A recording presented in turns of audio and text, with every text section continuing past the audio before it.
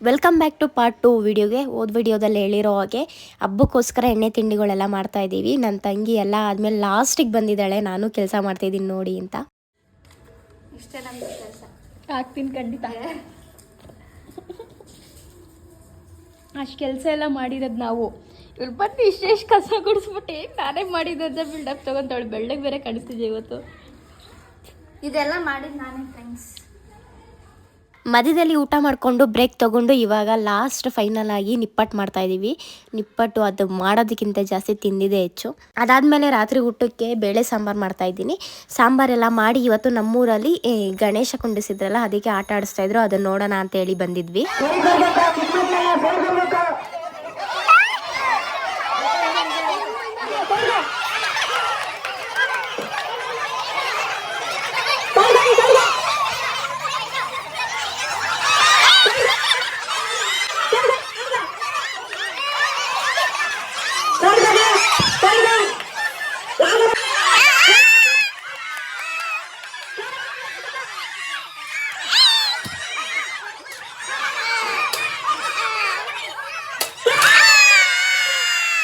ಎಲ್ಲರೂ ಆಟ ಆಡ್ತಿದ್ರು. ಅದನ್ನ ಗೇಮ್ ಎಲ್ಲ ನೋಡ್ಕೊಬಂದು ಮನೆಗೆ ಬಂದು ಇವಾಗ ಚಪಾತಿ ಮಾಡ್ತಾಯಿದ್ದೀವಿ ಊಟಕ್ಕೆ ಅಂತೇಳಿ.